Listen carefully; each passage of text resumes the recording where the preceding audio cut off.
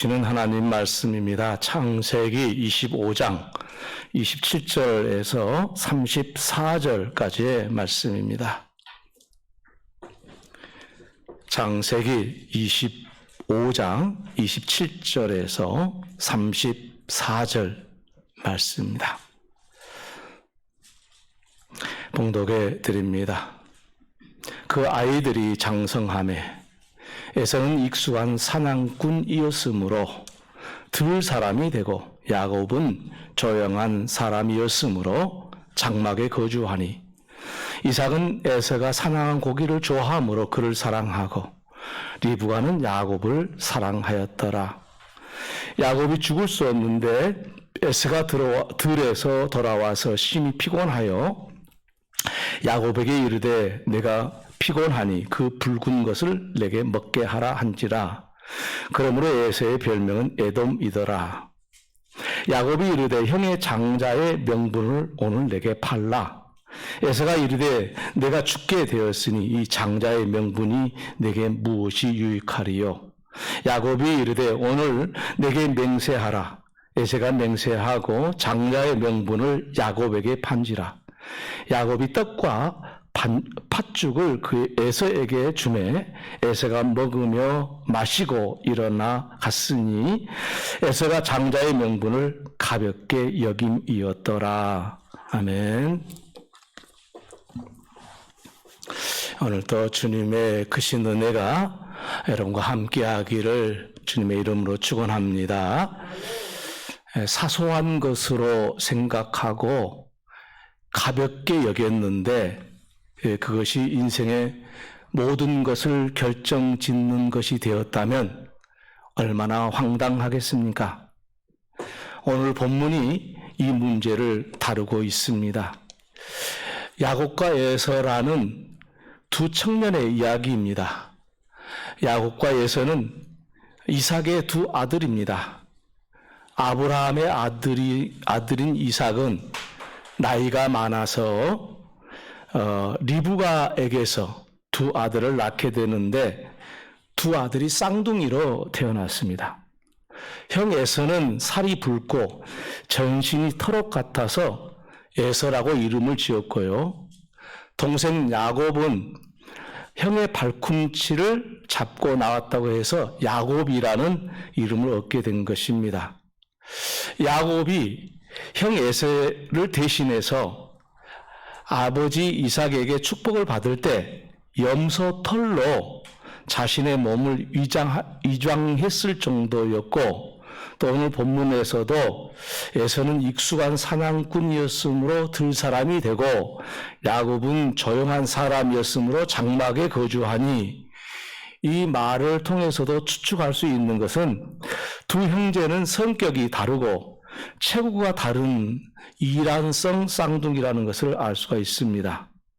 그래서 두 형제는 쌍둥이라도 성격이 다르고 외모도 달랐다고 추측할 수가 있겠습니다.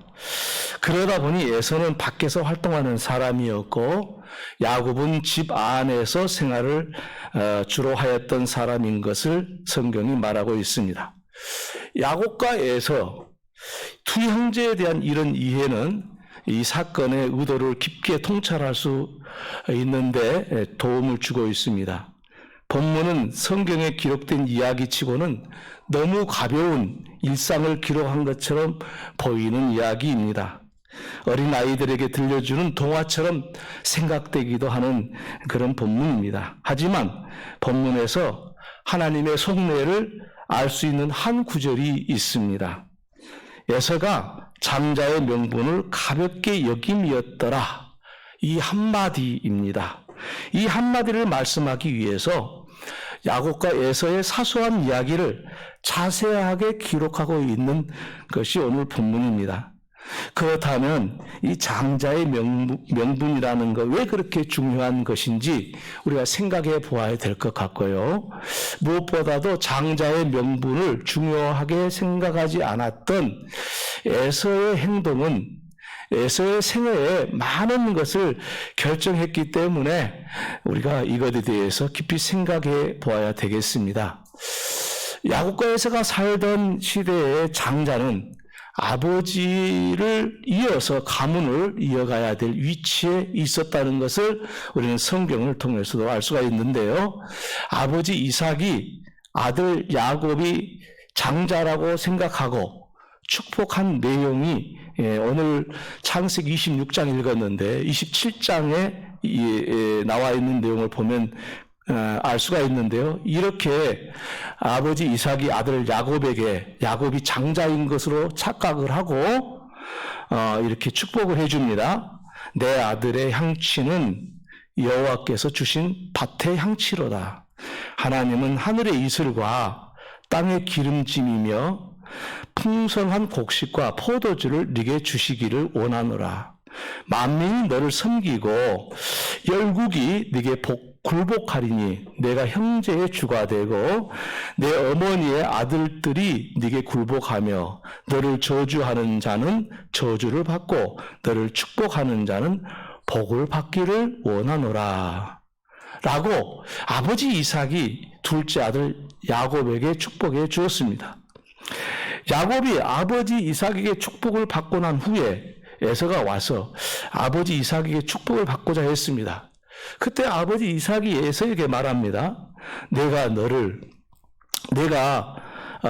그를, 그게 야곱이죠. 에서의 동생인 야곱을 너의 주로 세우고 너의 모든 형제를 내가 그에게 종으로 주었으며 곡식과 포도주를 그에게 주었으니 내 아들아 내가 네게 무엇을 할 수 있으랴 라고 야곱에게 장자의 축복을 했으니 이제는 어쩔 수 없다고 말한 것입니다. 그러자 에서가 성경에 보니까 소리를 높여 울면서 아버지 이삭에게 축복해 줄 것을 요구합니다. 그때 아버지 이삭이 에서에게 축복해 줍니다. 뭐라고 축복해 주냐면 내 주소는 땅의 기름짐에서 멀리 내리고 하늘 이슬에서 멀 것이며 너는 칼을 빚고 생활하겠고 내 아우를 섬길 것이며 네가 매임을 벗을 때에는 그 멍에를 내 목에서 떨쳐버리리라. 이렇게 축복을 해줬습니다. 이 축복은 에서는 기름진 가나안 땅을 떠나서 척박한 그런 땅에서 살 것이고 호전적인 그 전쟁을 좋아하는 그런 족속이 되어서 야곱의 후손을 섬기는 처지가 될 것이다 라고 축복해 주었는데 사실은 이 축복의 선언 속에서는 하나님께서 에서에게 어떻게 할 것이라는 말은 한마디도 없고요. 결국 이 축복의 내용을 보면은 에서는 동생 야곱을 섬기게 될 것이라. 이게 축복입니까? 이 축복을 가장한 저주에 불과한 것이 되고 말았지요. 그래서 야곱과 에서가 받은 축복은 장자의 명분이 에서에게서 야곱에게로 넘어간 선언이었다는 것을 우리가 부정할 수가 없습니다. 왜 이렇게 되었는지 오늘 본문의 이야기 속에서 우리는 충분히 알 수가 있습니다. 성경은 야곱과 에서의 이야기를 들려주면서 하나님은 인간에게 소중한 것이 무엇인가를 말씀하시고자 했던 것이죠. 에서가 사냥에서 돌아왔을 때 매우 배가 고팠습니다. 마침 동생 야곱이 팥죽을 먹고 있습니다. 당연히 에서도 팥죽을 먹을 수 있습니다. 돈을 주고 팥죽을 사는 처지는 아닙니다. 야곱도 에서도 이삭의 아들이니까요. 하지만 야곱은 이 순간을 놓치지 않고 장난 섞인 욕망을 드러냅니다. 사실 야곱에게는 에서가 형이고 자신이 동생인 것이 언제나 불편했던 모양입니다. 같은 날 1시에 태어났는데 한 사람은 형이고 한 사람은 동생이고 이런 처지가 되지 않았습니까? 그래서 동생인 야곱의 입장에서는 자신이 형이 되었으면 좋겠다는 욕망이 있었던 모양입니다. 그래서 이 순간을 놓치지 않고 건넨 말입니다. 그런데 에서가 걸려든 거죠. 그깟 형이 무슨 의미가 있겠냐? 그럼 네가 내 형 해라. 그렇게 한 거죠. 그때 야곱의 속내가 드러났죠.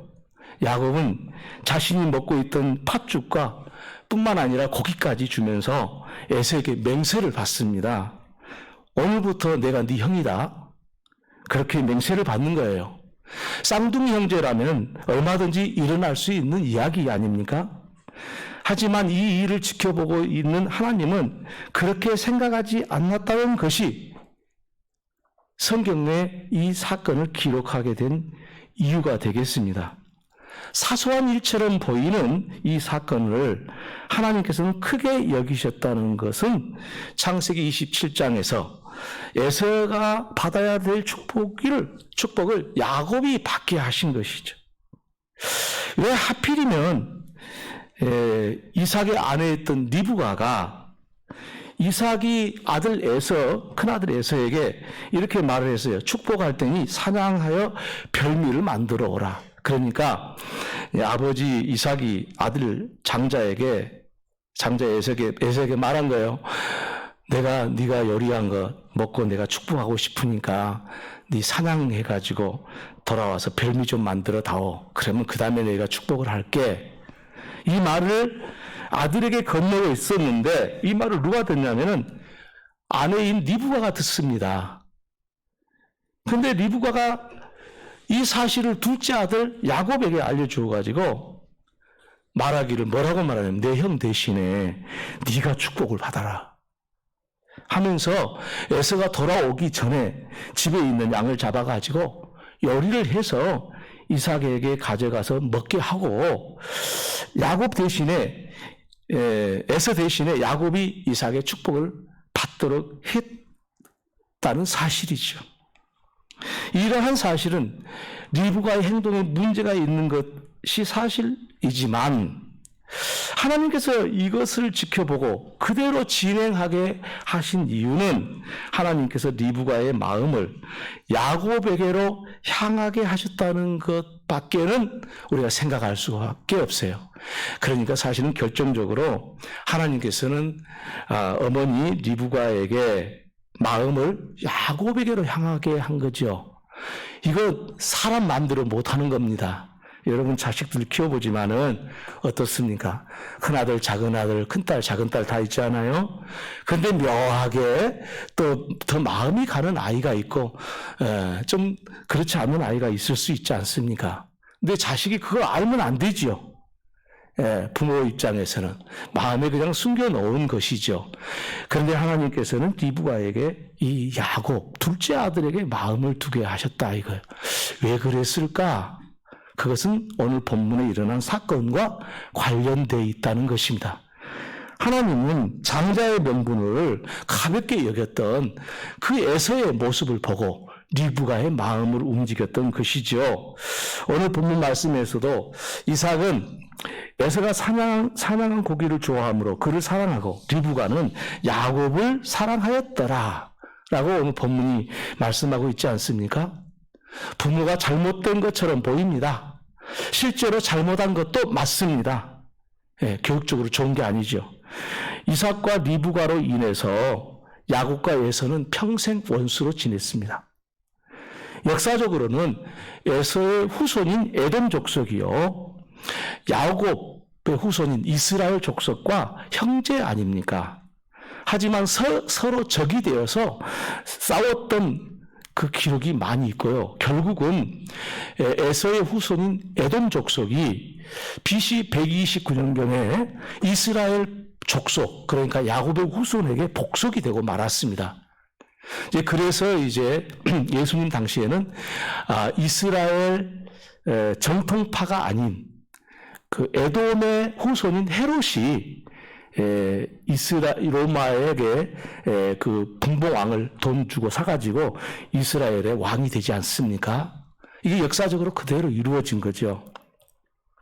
그러니까 에돔 족속도 결국 이스라엘 야곱 족속에 복속이 됐어요. 그래서 이제는 에돔 족속이 없어요. 이스라엘에 다 복속됐어요.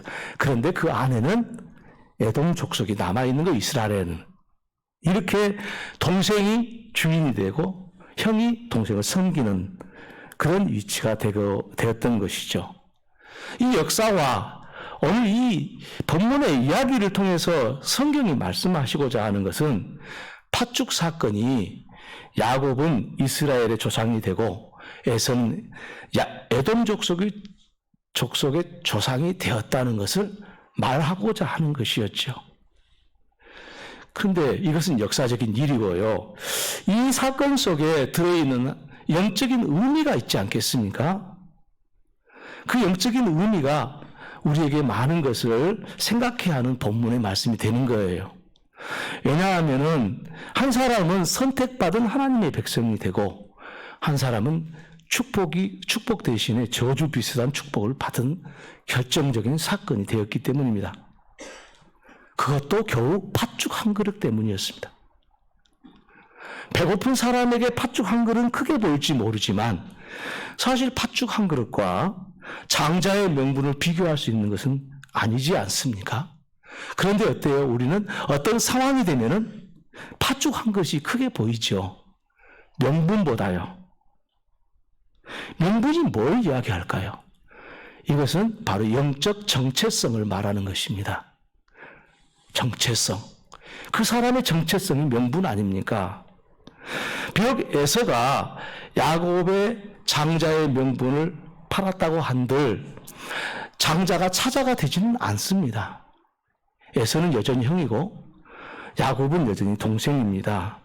문제는 에서는 팥죽 한 그릇에 장자라는 자신의 영적 정체성을 상실해버린 거지요. 팥죽 한 그릇에 말이죠. 에서의 장자의 명분이 내게 무엇이 유익하여? 라고 오늘 본문이 에서가 말하는 내용 중에 하나인데 그 사소한 말 한마디, 그 마음 한 조각이 이 사소한 것은 사소한 것이 아닌 육체적으로 배고픔을 해결하기 위해서 정신적인 그리고 영적인 가치를 지닌 자기의 정체성을 버려버렸다는 것입니다. 하나님께서 야곱을 높이 평가해서 선택받은 이스라엘 백성의 조상이 되게 한 것이 아니라는 이야기입니다. 에서가 자신의 정체성을 버림으로써 야곱에게 그 기회를 빼앗겼다라는 것이 오늘 본문의 말씀입니다. 야곱은 기회주의자요, 비굴한 사람으로 보일 수 있습니다. 안 돼서는 해서는 안 될 일을 한 것이죠. 하지만 야곱은 에서가 갖지 못한 자기 정체성을 찾으려고 무던히도 애썼던 그런 사람으로 볼 수가 있습니다. 내가 장자가 되어서 하나님의 축복을 받아야 되는 사람이 되어야 되는데 그렇지 못해서 항상 마음에 그 기회를 노리고 있었던 야곱의 모습을 우리가 본문의 내용에서 알 수가 있습니다. 그게 잘된 것은 아니에요. 야곱의 행위가 정당한 것은 아니에요. 그렇지만 인간의 욕망을 억누르지 못한 행동이었지만 그 사건을 지켜보았던 하나님의 계산법은 우리가 생각하는 것과 달랐다는 사실입니다. 여러분, 너무 사소한 이야기 아닙니까?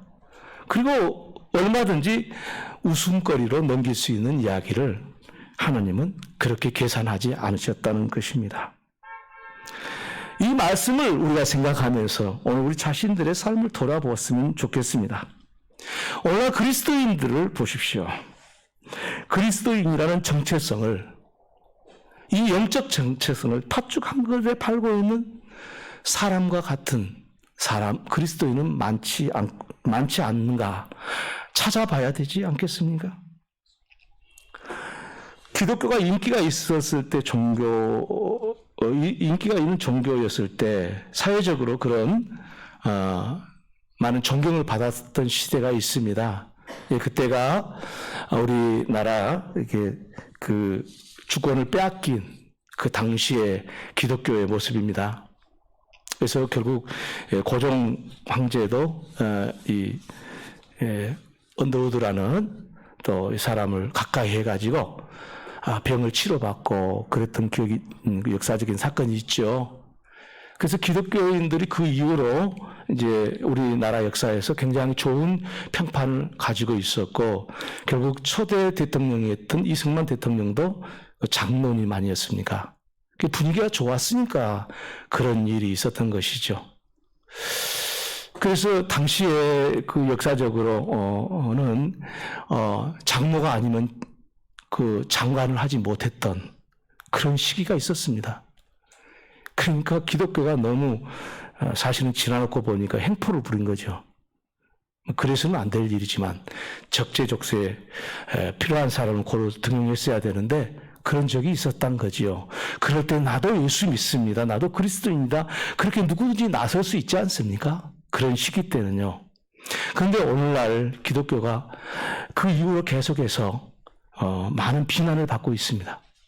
기독교인들이 잘못 살고 있기 때문에 그렇죠. 사회적인 비난을 많이 받고 있어요. 가장 큰 책임이 목사에게 있죠. 있지만 어찌 됐든지 간에 기독교인들이 많은 비난을 받고 있습니다. 그럼에도 불구하고 그 비난을 피하기 위해서 나는 예수를 믿는 그리스도인이 아닙니다. 혹은 나는 예수를 믿는 그리스도인이라는 사실을 당당히 나설 수 있는 사람들이 오늘날 얼마나 될까? 비난하고 있는 그 순간에 나는 예수 믿는데 그게 옳지 않습니다 라고 말하는 사람이 얼마나 될까? 제가 인터넷에 보면은 뉴스가 나오는 그 포털 사이트에 뉴스가 나오는데 그걸 뉴스 시간에 안 보고 그걸 주로 저는 많이 봅니다. 보면서 막 기독교에 대해서 비난을 많이 한 댓글이 달려요. 기독교에 대한 뉴스가 나왔을 때. 아무도 댓글을 안 달아요. 그랬을 때는 제가 한번 들어가서 댓글을 답니다. 그러면 아주 안 좋다는 소리가 막 나와요. 그게 기독교인들이 안 들어오는 거예요. 그거 보기도 싫은 거죠. 이 시대가요, 기독교인의 정체성, 영적 정체성을 상실할 수밖에 없는 그런 위기 가운데 있다는 것이 오늘 이 시기인데, 오늘 본문의 내용을 통해서 우리가 우리 마음을 또 우리 신앙을 가다듬어야 되지 않겠느냐라는 말씀입니다. 이제는 교회가 코로나 바이러스 이후에 한 목사가 혹은 많은 거기를 따른 추종자들이 많은 사람들에게 피해를 줬습니다. 그리고 국가적으로 손해를 많이 주고 그 코로나 바이러스를 막지 못한 경제적인 파탄이 올 수도 있거든요. 그런 일을 자행했습니다. 개천절 때 또 올라간다고 그러는데 참 염려가 됩니다. 우리가 그런 사람 혹시 알고 있으면 가지 말라고 좀 말했으면 좋겠다는 생각이 듭니다만은 아무튼지 간에 국민이 해를 당해서는 안 되지 않습니까? 누가 좋고 나쁘고 떠나서요. 진보고 보수고 떠나서 백성이 힘들어지면 안 되지 않습니까? 기독교인들이 자꾸 비난을 받게 되고 아주 많은 그런 기독교에 대한 공격이 있게 되는데 그래서 교회가 오늘날 전도할 생각을 않고 있습니다. 코로나 바이러스 이후에 전도를 안 하려고 합니다. 누가 교회에 오겠느냐 그렇게 생각을 하고 있어요. 누가 교회에 오겠냐? 그래서 교회에서는 전도하려고 생각지도 않습니다. 사회적으로 비난을 받게 하는 이 기독교인들의 행태 때문에 자신은 그런 사람과 다른 사람이라고 피력을 하면서 또 그러고 싶어서 그리스도인의 이 영적 정체성을 가볍게 여기고 있는 이 세태가 아니고 또 무엇이겠습니까? 팥죽 한 그릇으로 자기 영적 정체성을 상실한 에서와 다를 바 없는 사람들이 오늘 우리 그리스도인들의 오늘 모습이 아닐까요? 그리스도인이라는 영적 정체성을 이 세상의 여론 때문에 상실해서는 안 되겠다라는 말씀입니다. 그리스도인으로서 당당하게 누구 앞에서든지 언제든지 드러내야 됩니다. 그것이 이 시대의 그리스도인입니다. 그래야 하나님이 저와 여러분을 인정하실 것입니다. 조금 불리한 이야기가 나오니까 쏙 피해가지고 교회도 안 다닌 것처럼 가만히 있는다든지 예수님을 비난하고 교회를 비난하는 데서 가만히 있는다든지 맞는 말을 하니까 할 말이 없을 수도 있지만 그래도 좋은 말을 하나 섞어서 좀 완화시키는 일들을 우리가 해야 되지 않을까요? 저도 모르고 있다가 모르는 사람들이 앉아있다가 막 교회를 비난하는 것을 볼 때 움츠러들더라고요. 하도 심하게 비난하니까. 그래도 한국의 교회는 또 장점이 있지 않습니까? 좋은 짓을 한 적이 없지 않습니까? 있지 않습니까? 그렇게 말하면 분위기가 썰렁해지거든요. 그래도 해야 돼요. 그래도 만들어 가야 돼요. 그게 우리 이 시대에 우리가 그리스도인의 사명처럼 저는 느껴져요. 그리스도인의 정체성은 사소한 것이 아닙니다. 하나님이 무슨 내가 그 사람들하고 대항해서 이야기한다고 해서 듣겠어? 이 순간에 그리스도인이라고 내가 밝히지 않는다고 무슨 큰 문제가 되겠어? 라고 생각하는 사람이 많습니다. 아닙니다. 이렇게 되어서는 안 되는 상황이 이제 됐습니다. 우리는 어떤 경우도 누구 앞에서든지 나는 예수를 믿는 그리스도인입니다. 너무 지나친 생각은 아닙니까? 라고 수정해 줄 알아야 되겠습니다. 좀 댓글도 좀 다시고요. 기독교를 비난하는 사람들이 심하게 기독교를 비난하잖아요. 달 수 있는 사람 좀 댓글 좀 다시고요. 좀 관심 좀 가지셔야 되지. 그대로 놔둬서는 안 될 상황이 된 것 같습니다. 오늘 본문의 말씀은 그것이 사소한 사건이 아니라고 말씀하고 있습니다. 에서의 인생이 결정되었던 것처럼 우리의 모든 인생을 결정하는 중대한 일이라고 말씀하고 계신 겁니다. 어떤 경우에라도 자신이 그리스도인이라는 이 영적 정체성을 상실해서는 안 되겠습니다. 그리고 드러내야 될 줄로 믿습니다. 네, 아멘 해주신 분 대단히 감사합니다. 저와 여러분 영적 정체성을 드러낼 수 있기를 바랍니다. 할렐루야. 용기를 좀 가지십시다.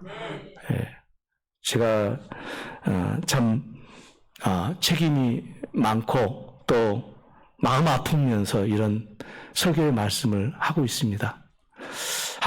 그러나 오늘 우리는 정말 이 시대를 바로 읽을 줄 알아야 되겠습니다. 그리고 코로나 바이러스로 인해서 우리가 전도 축제라든가 이런 것을 하지 못하지만 오늘날 문명의 이기들이 우리 앞에 있으니까 그것들을 활용해서도 충분히 전도하고자 하는 열정을 우리가 가져야 되고 그 방법을 찾아내야 됩니다. 그래서 혼자 제가 기도를 하면서 어떻게 전도할 수 있을까? 교회 오란 말은 할 수는 없고 어떻게 하면 좋을까? 그래서 우리 교회 실시간 이렇게 방영이 되는 유튜브로 방영이 되는 그 기기를 좀 새로 달았습니다. 예, 방송실에 달아가지고 그걸 가지고 전도해야 되겠다. 그래서 그 실시간에 우리 성도들이 친구들 그리고 친척들 그리고 가족들 다 실시간으로 초청해가지고 거기서 재미있게 이야기도 나누고 또 선물도 이렇게 추첨해갖고 거기 오신 분들 중에 또 이 사이트에 들어온 중에 주고 그러면서 예수를 알리고 이런 일들을 조금 해야 되겠다. 그런 계획을 가지고 지금 마음으로 준비하고 여러 가지 좀 복잡한 일이 많이 있긴 하지만 거기에다가 좀 힘을 쏟아서 교회에서 지금 손 놓고 있는데 그래서는 안 되겠다 싶어서 우리 조그만 교회지만은 한번 멋지고 즐거웠던 그런 즐거운 시간들을 이 시청을 통해서 우리 실시간 시청을 통해서 이렇게 한번 만들어 갈까 그런 생각을 하고 있고 또 준비를 하고 있습니다. 여러분 이럴 때일수록요 우리가 주눅 들려서는 안 됩니다. 우리의 그리스도인의 정체성을 상실해서는 안 됩니다. 팥죽 한 그릇에 자기의 영적 정체성을 팔아버렸던 장자의 명분을 팔아버렸던 에서 같은 사람으로 살아가서는 안 됩니다. 하나님 이 시대를 우리 굽어 살피고 있습니다. 제가 목사가 된 이유는 하나님께서 불러주셨기 때문에 제가 목사가 된 것은 사실이지만 그 목사가 되어서 이렇게 목회를 하게 된 이유가 뭘까? 왜 하나님이 나를 목사로 불렀을까? 뭘 보고 이 부족한 또 재능도 없고 또 말도 잘 못하는 사실 제가 초등학교 다닐 때 제 통신표에 말이 어두남, 고등학교 3학년 때, 초등학교 3학년 때 그렇게 선생님이 통신표에 써갖고 보낼 정도로 제가 말이 어둔한 사람인. 근데 목사를 왜 하도록 하셨을까? 조금 생각해 보니까 내가 잘한 일이 뭐 있을까? 하나님 마음에 드신 일이 혹시 있었을까? 생각해보면 딱 한 가지 생각이 난 거 있어요. 그게 뭐냐면요. 어느 날 교회에서 잠이 들었는데, 장의자, 여러분 앉아있는 의자에 잠이 들었는데, 깨어나서 딱 기도를 하는데, 앞에 강대상이 너무 낡았었어요. 옛날에 제가 청년 때는 교회 강대상이 아주 옛날 정말 강대상 답지도 않는 것들을 이렇게 놔두거든요. 그때는 제가, 이렇게, 교회 직분이 있는 사람이 아닌데, 그 청년 때 너무 마음이 안타깝더라고. 그래서 내가 하나님 제가 강대상을 하나 꼭 마련했으면 좋겠습니다. 그걸 기도하고, 그때 가계수표를 썼던 시기예요. 가계수표를 썼던 시기인데, 그냥 눈 딱 감고 가가지고, 가계수표를 딱 끊어가지고, 제 한 달 월급보다 더 많은 그 강대상을 하나님 앞에 바쳤는데, 아무도 몰라요. 누가 갖다 놨는지. 그거 하나님이 예쁘게 보신 거 아닌가. 뭐 다른 일은 별로 생각이 안 나요. 그거 하나 예쁘게 보신 것인가. 그래서 나를 하나님이 목사 만드셨나, 이 은혜를 주시고 축복을 주셨나, 그런 생각을 합니다만은 하나님은 사소한 것도 살피고 계신다는 거예요. 그런데 내가 정체성을 가졌다는 거, 그리스도는 영적 정체성을 버렸다는 것을 하나님이 가볍게 여기시겠냐고요. 내가 이 어려운 시기에 영적 정체성을 가지고 사람들 앞에 나섰다는 거, 이거 하나님이 가볍게 보시겠냐고요. 오늘 야곱과 에서의 재밌는 이야기처럼 들리지만, 그리고 사소한 이야기처럼 들리지만, 우리 하나님의 계산법을 우리가 오늘 꼭 배우셔야 됩니다. 그래서 오늘 살아가는 저와 여러분이 누구 앞에서든지 떳떳하게, 당당하게, 두려움 없이 나는 예수를 믿는 사람입니다 라고 밝힐 수 있고, 또 드러내야 될 시간에 반드시 주저하지 말고 드러냄으로써 하나님 앞에 인정받는 하나님의 복된 사람들로 살아갈 수 있기를 주님의 이름으로 축원합니다. 기도하겠습니다. 하나님, 우리 아버지, 팥죽 한 그릇으로 장자의 명분을 팔고도 그것이 무엇인지도 모르고 팔았던 에서와 같은 우리 연약한 신앙이라도 오늘 본문의 말씀을 통해서 다시 한번 가다듬게 하여 주시고, 오늘날 비난이 쏟아지는 이 시대에 나는 예수 믿는 사람이라고 누구 앞에서든지 당당하게 드러내고 하나님께 영광을 돌리게 하여 주옵소서. 우리 주 예수 그리스도의 이름으로 기도 올리옵나이다. 아멘.